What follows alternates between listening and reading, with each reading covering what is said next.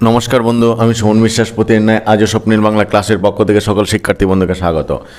হ্যাঁ দেখো বন্ধু, যেভাবে আমি বর্ণানুক্রমিক বাংলা সংস্কৃত এবং ইংরেজি সাহিত্যের গ্রন্থের আলোচনা, সংক্ষিপ্ত আলোচনা শুরু করেছিলাম, আজও সেই ধারাটা বজায় থাকবে।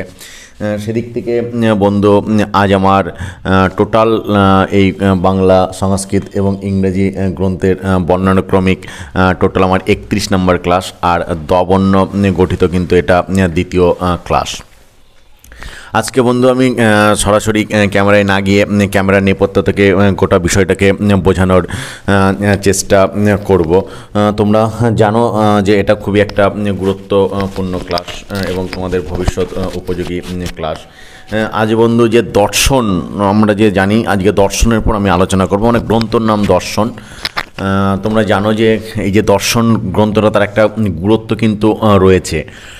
কারণ হচ্ছে দর্শন প্রধানত কিন্তু 6টি ভাগে বিভক্ত। আজকের ক্লাসটা টোটাল কিন্তু আমি এই 6টা দর্শন সম্পর্কে তোমাদের ভেঙে চুরে খুঁটিনাটি বোঝানোর কিন্তু চেষ্টা করবো। অর্থাৎ আজকে শুধু দর্শনের উপরে কিন্তু ক্লাসটা তোমাদের করব। এই যে তাহলে দর্শন, এই দর্শন কিন্তু 6টা ভাগে বিভক্ত। যেমন ধরো বেদান্ত দর্শন, সাংখ্য দর্শন, তারপর হচ্ছে পাতঞ্জল দর্শন, ন্যায় দর্শন, বৈষয়িক দর্শন ও মীমাংসা দর্শন। এই 6টাকে একসঙ্গে বলা হয় কিন্তু ষড়দর্শন। এটা মানে এটা ছাড়াও কিন্তু আরও কতগুলি কিন্তু দর্শন রয়েছে, কিন্তু এই 6টাকে প্রধানত ষড়ঙ্গ বলা হয়। তাই এই ষড়দর্শন সম্পর্কে কিন্তু আজ আলোচনা করব। আর একটা একটা করে তোমাদের বোঝাই ব্যাপারটা, তাহলে ক্লিয়ার হবে। প্রথমে হচ্ছে বেদান্ত দর্শন। এটা কি? এটা হচ্ছে বেদব্যাসের লেখা। বলছে এর মতে প্রথমে এক সচ্চিদানন্দ ব্রহ্মমাত্র ছিলেন। সেখান থেকে প্রকৃতি থেকে সত্তাদি আমাদের যে গুণ ত্রিগুণ রয়েছে তার সৃষ্টি হয়েছে। এই ত্রিগুণকে আশ্রয় করে প্রকৃতি মায়া এবং অবৈদ্যরূপে দ্বিধা বিভক্ত হয়েছে, এবং মায়াশ্রিত চৈতন্যেশ্বর এবং অবিদ্যাশ্রিত হচ্ছে চৈতন্য জীব অবিদ্যার হচ্ছে বশীভূত। এই অবিদ্যাকে অতিক্রম করতে পারলেই জীব মানে মুক্ত অবস্থা প্রাপ্ত হয়, অর্থাৎ মুক্তি লাভ করে, এবং একমাত্র জ্ঞান দ্বারাই অবিদ্যাকে অতিক্রম করা যায়। এই জগৎ কিন্তু টোটালি মিথ্যা, একমাত্র ব্রহ্মবস্তু হচ্ছে সত্য। যেমন আমরা দড়ি দেখলে সাপ বলে মনে হয়, অবিদ্যায় বশীভূত জীব এই জগৎকে সত্য জ্ঞান করে। শ্রবণ, মনন এবং নিদিধ্যাসনাদি দ্বারা এই ভ্রম নিরীক্ষিত হইলে ব্রহ্মানন্দের উদয় হয়, অর্থাৎ নিজের মধ্যে ব্রহ্মসত্তা কিন্তু জেগে ওঠে। এটাই ছিল বন্ধু হচ্ছে বেদান্ত দর্শনের কিন্তু মূল কথা। এবার চলে যাব আমরা সাংখ্য দর্শনের আলোচনায়। সেটা কি বলতো বন্ধু? সাংখ্য দর্শন হচ্ছে মহর্ষি কপিলের লেখা। এখানে আধ্যাত্মিক, আদিভৌতিক এবং আদিদৈবিক এই ত্রিবিধ দুঃখের সম্পূর্ণ বিরতি হলে পরম পুরুষার্থ অর্থাৎ মোক্ষ লাভ কিন্তু সম্ভব। কিভাবে এই ত্রিবিধ দুঃখের নিবৃত্তি হয় সেটা এখানে বলা হয়েছে, এবং এখানে পঞ্চবিংশতি তত্ত্ব আলোচিত হয়েছে। এর মতে প্রকৃতি দ্বারাই জগৎকার্য সম্পন্ন হচ্ছে, এবং অষ্টাঙ্গ যোগাদি দ্বারা নিঃশ্রেয়স বা মোক্ষ লাভ করা যায়। মোক্ষ বলতে ঈশ্বর প্রাপ্তি নয়, দুঃখ নিবৃত্তি। কারণ ঈশ্বর বলে যে কিছু আছে এরূপ প্রমাণ নেই। পুরুষ নিত্য এবং অকর্তা। শরীরভেদে পুরুষ অনেক হতে পারে, কারণ পুরুষ যদি একই হতো তবে একের জন্ম মরণে এবং সুখ দুঃখের সকল শরীরেই অধিষ্ঠাতা পুরুষজাত মৃত বা সুখী ও দুঃখী হতো। জগৎ মিথ্যা বা ভ্রান্তি নয়, জগৎ আসলে সত্য। এভাবে কিন্তু টোটাল বিষয়টাকে সাংখ্য দর্শনে কিন্তু কপিল মুনি বর্ণনা করার চেষ্টা করেছেন। এরপরে হচ্ছে পাতঞ্জল। তোমরা জানো পাতঞ্জল দর্শনটা মহর্ষি পতঞ্জলি লেখা। এখানে যোগের বিষয় বিশেষ রূপে নির্দিষ্ট হয়েছে। পদার্থ নির্ণয়ের ক্ষেত্রে এটা সাংখ্য দর্শনের সঙ্গে একমত, তবে এখানে ঈশ্বরের অস্তিত্ব স্বীকৃত হয়েছে। এতে যোগপাদ, সাধনপাদ, বিভূতিপাদ এবং কৈবল্য পাদ নামে 4টি পাদ রয়েছে। প্রথম পাদে যোগের লক্ষণ সমাধি, দুঃখাদি ও চিত্ত বিক্ষেপ নিবারণের উপায় কথিত হয়েছে, এবং দ্বিতীয় পাদে কিন্তু ক্রিয়াযোগ, কর্মাদির বিবরণ এবং আসনাদির লক্ষণ প্রদর্শিত হয়েছে। তৃতীয় পদে যোগের অন্তরঙ্গস্বরূপ ধ্যান ধারণা সমাধি প্রবৃত্তি বর্ণিত হয়েছে এবং চতুর্থ পদে মানে সিদ্ধিপঞ্চক নিরূপণ বা বিজ্ঞানবাদ নিরাকরণ বা সাকারবাদ সংস্থাপন এবং কৈবল্য নিবৃত্ত হয়েছে এবং এর মধ্যে যোগ দ্বারাই কিন্তু ক্লেশাদি এবং অবিদ্যা নিরাকৃত হয় এবং মোক্ষ লাভ কিন্তু ঘটে। এটাই ছিল কিন্তু বন্ধু পাতঞ্জলি দর্শনের মূল বিষয়। তবে মাঝে বন্ধুদের একটা কথা বলে রাখি যে শিক্ষাকে সকলের দুয়ারে দুয়ারে পৌঁছে দেওয়া পুণ্যের কাজ। তাই এখনও পর্যন্ত যারা তোমাদের প্রিয় স্বপ্নীল বাংলা চ্যানেলটাকে সাবস্ক্রাইব করনি তারা সাবস্ক্রাইব করে নিয়ে পাশে থাকা বেল আইকনটাকে প্রেস করে দিও সবার আগে সমস্ত ভিডিওর আপডেট পেতে। এবার চলে যাব বন্ধু পরবর্তী ন্যায় দর্শনের আলোচনায়। তোমরা জানো যে প্রত্যেকেই ন্যায় হচ্ছে অক্ষপাদ গৌতম মুনি ছিলেন এই ন্যায় দর্শনের প্রণেতা। ন্যায় দর্শনের মতে পদার্থ 16 প্রকার, অর্থাৎ প্রায় 16 প্রকার, যেমন প্রমাণ, প্রমেয়, সংশয়, প্রয়োজন, দৃষ্টান্ত, সিদ্ধান্ত, অবয়ব, তর্ক, নির্ণয়, বাদ, জল্প, বিতণ্ডা, হেত্যাভাস, ছল, জাতি, নিগ্রহস্থান। এই ষোড়শ পদার্থ সম্বন্ধে বিশিষ্ট জ্ঞান জন্মগ্রহণ করলে আত্মজ্ঞান উদয় হয় এবং সকলের কর্তা জীবাতিরিক্ত এক পরমেশ্বর আছেন অনুমান এবং শ্রুতাদির বিষয়ে কিন্তু সেটা তার কিন্তু প্রমাণ। এরপর হচ্ছে বৈষয়িক দর্শন। তোমরা জানো কনাদ উলক এর প্রণেতা ছিলেন। এর মতে অত্যন্ত দুঃখ নিবৃত্তির নামই হচ্ছে মুক্তি। তত্ত্বজ্ঞান দ্বারাই মুক্তি লাভ হয়। আত্মতত্ত্বের শ্রবণ, মনন এবং বলছে নিদিধ্যাসন দ্বারাই এই জ্ঞান জন্মে। ধর্মাধর্ম দ্বারা সুখ দুঃখের উৎপত্তি হয় এবং অভাবাদি সপ্ত পদার্থ ব্যতীত পদার্থান্তর কিন্তু নেই, অর্থাৎ আমাদের কিন্তু মুক্তি নেই। এরপরে হচ্ছে মীমাংসা দর্শন। তোমরা প্রত্যেকেই জানো মীমাংসা দর্শন মহর্ষি বেদব্যাসের শিষ্য জৈমিনীর লেখা। বিষয়টা হচ্ছে শ্রুতি এবং স্মৃত্যাদি শাস্ত্রের যে স্থলে বিরোধ ঘটে সেই স্থলে বিরোধের মীমাংসা করা এই দর্শনের উদ্দেশ্য। এর একটি বিষয়ের সিদ্ধান্তকে অধিকরণ করে। অধিকরণের 5টি অঙ্গ আছে, যথা বিষয়, তারপর হচ্ছে বিষয়, একটা হচ্ছে বয়সী পেটকার সন্তস্থ আর একটা বয়সী তালবের সন্তস্থ, তারপর হচ্ছে পূর্বপক্ষ, উত্তরপক্ষ, সঙ্গতি। এর মতে দেবগণ মন্ত্রাত্মক শরীরই নহেন, বেদ অপৌরুষ এবং হচ্ছে নিত্য। এরপরে হচ্ছে বন্ধু চারবাক দর্শন। এটা জানো চারবাক দর্শন হচ্ছে বৃহস্পতি শিষ্য চারবাকের লেখা। এর মতে এই স্থূল দেহই আত্মা এবং এতদিরিক্ত আর কোনো আত্মবস্তু নেই। সুতরাং যতকাল জীবিত থাকবে সুখে থাকার চেষ্টা করবে এবং ঋণ করেও কিন্তু ঘৃত ভক্ষণ করবে, কারণ পরলোক বা জন্মান্তর বলে কিছু নেই। বেদ ভণ্ড, ধূর্ত এবং রাক্ষস দিকে রচিত। স্বর্গ, নরক, মুক্তি প্রভৃতি সমস্তই মিথ্যা।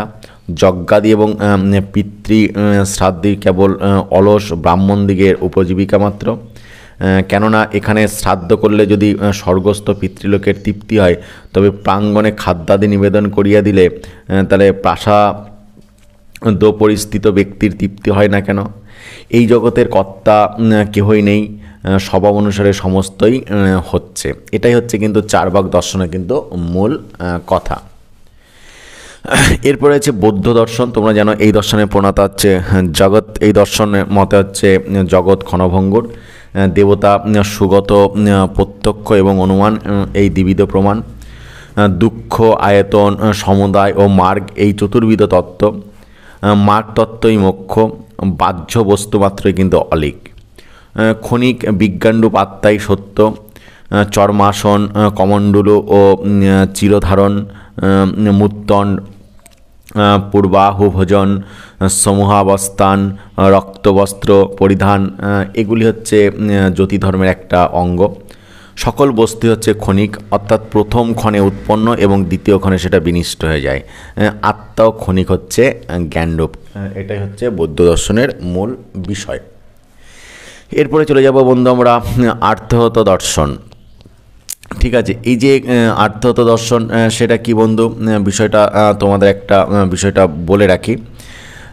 যে তোমার এর মতে আত্মা কিন্তু ক্ষণিক নয়, আত্মা কিন্তু স্থায়ী, অর্থাৎ জীবের পরিমাণ দেহ সদৃশ এবং অর্থই পরমেশ্বর, অর্থাৎ অহর্থই পরমেশ্বর। তিনি রাগ বা বিদ্বেষ বর্জিত, তিনি হচ্ছে সর্বজ্ঞ।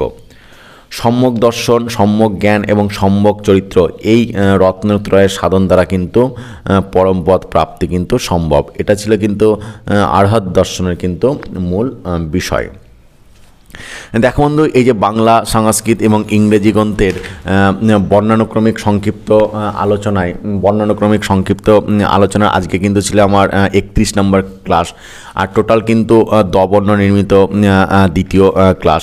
এটা খুবই গুরুত্বপূর্ণ, কেননা বন্ধু যে কোনো ক্লাসে যে কোনো সময় কিন্তু এসব পাঠ্য হতে পারে, সংস্কৃততে এটা পাঠ্য হতে পারে, বাংলা অনার্সে কিন্তু এটা পাঠ্য হতে পারে। সেক্ষেত্রে কিন্তু এর যথেষ্ট একটা কিন্তু গুরুত্ব রয়েছে, সেই গুরুত্ব দিয়ে কিন্তু আমাদের পড়া উচিত। তোমাদের দিতেই পারে দর্শন কার লেখা, দর্শনের কটা ভাগ, বা দর্শনগণার নাম লেখো, এরকম প্রশ্ন কিন্তু দিতেই পারে। এবার চলে যাব বন্ধু আমরা রামানুজ দর্শনের ক্ষেত্রে। এর মতে পদার্থ কিন্তু 3 প্রকার, চিত, আর হচ্ছে অচিত এবং হচ্ছে ঈশ্বর। এই 3 প্রকার পদার্থ নিয়ে কিন্তু আমাদের এই জগতের সৃষ্টি, এরকম মনে করা হয়।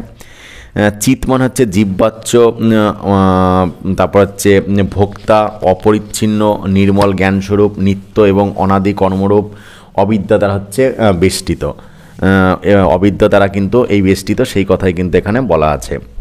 এবং কেশাগ্র মানে আমাদের যে চুলের আগাটা, সেটা শতভাগে বিভক্ত করে তার 1 ভাগকে আবার শতাংশ করলে যেরূপ সূক্ষ্ম হয়, জীব তদ্রূপ হচ্ছে সূক্ষ্ম। এবং ভগবত আরাধনা এবং তার যুগল চরণ প্রাপ্তি জীবের লক্ষ্য। অচেতন স্বরূপ তোমার জড়াত্মক ভোগ্য জগৎ অচিত পদবাচ্য, ঈশ্বর হচ্ছে হরিপদবাচ্য এবং তিনি সকলের নিয়ামক। তিনি জগতের কর্তা, তিনি অন্তর্যামী, অপরিচ্ছিন্ন জ্ঞানৈশ্বর্যশালী তিনি। চিত অচিত সমুদায়ী তার কিন্তু শরীর স্বরূপ।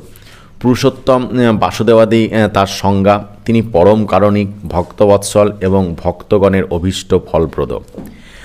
তিনি লীলা বশত মূর্তি পরিগ্রহ করেন।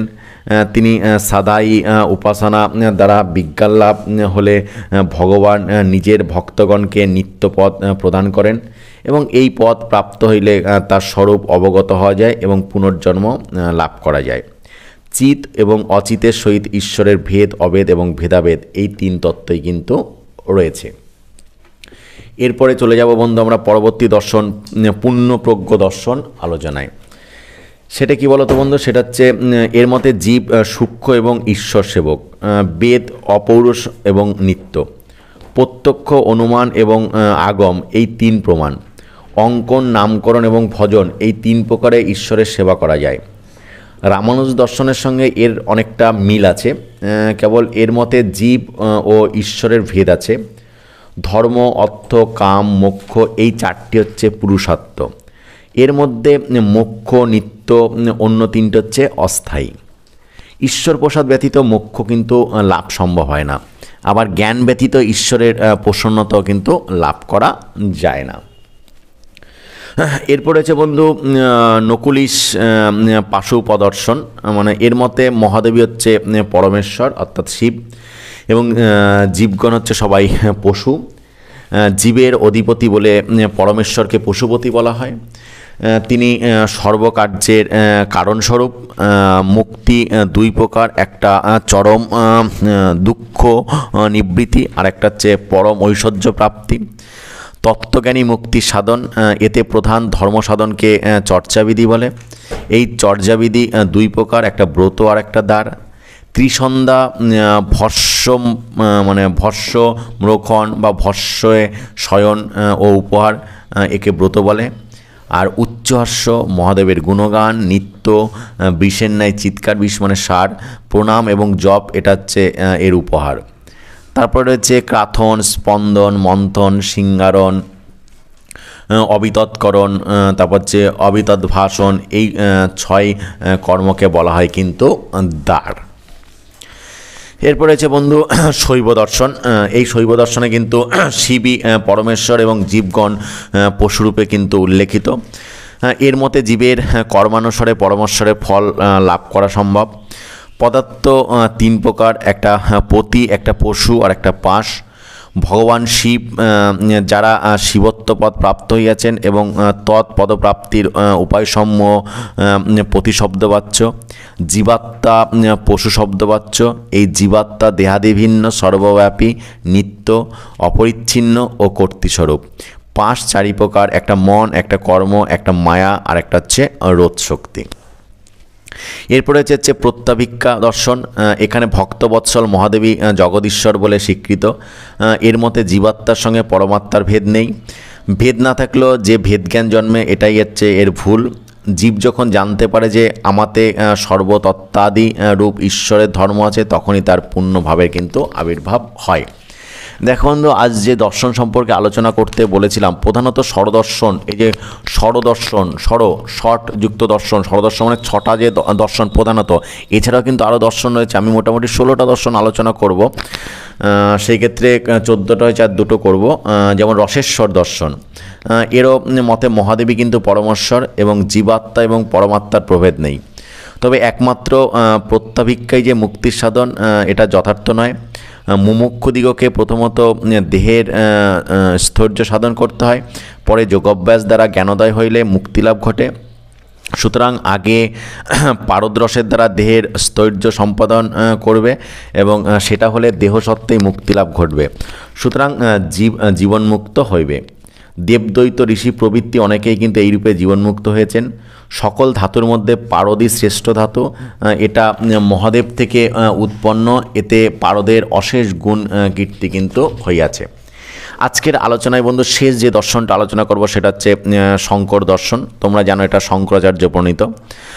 এর মতে একমাত্র ব্রহ্মই সত্য, আর সমস্তই মিথ্যা এবং অবিদ্যা বিচ্যুম্বিত। ব্রহ্মজ্ঞান জন্মেলেই মুক্তিলাভ হয়। বেদাদি অধ্যয়নপূর্বক বলছে সমদমাদি সম্পন্ন হইলে ব্রহ্মজ্ঞান লাভ করা যায় এবং নিত্যানিত্য বস্তু বিবেক, ইহা মূত্র ফলভোগ, বিরাগ, সমদমাদি সম্পত্তি ও মুমুক্ষুত্ব, এই সাধন চতুষ্টয় দ্বারা জ্ঞান লাভ হয়ে থাকে। এই জ্ঞান ব্যতীত কিন্তু মুক্তির আর কোনো উপায় কিন্তু নেই। দেখো বন্ধু, এই যে বাংলা, সংস্কৃত এবং ইংরেজি গ্রন্থের বর্ণনাক্রমিক আলোচনার আজকে যে 31 নম্বর ক্লাস ছিল, আর দবর্ণ নির্মিত যে দ্বিতীয় ক্লাস ছিল, আজকে আশা করছি বন্ধু তোমাদের একটা তথ্যবহুল ক্লাস উপহার দিতে পেরেছি। তারপরে বন্ধু কোথাও যদি কোনো সমস্যা হয়ে থাকে অবশ্যই বন্ধু কমেন্ট বক্স থেকে আমাকে কমেন্ট করে জানাবে, আমি যথাসম্ভব তার উত্তর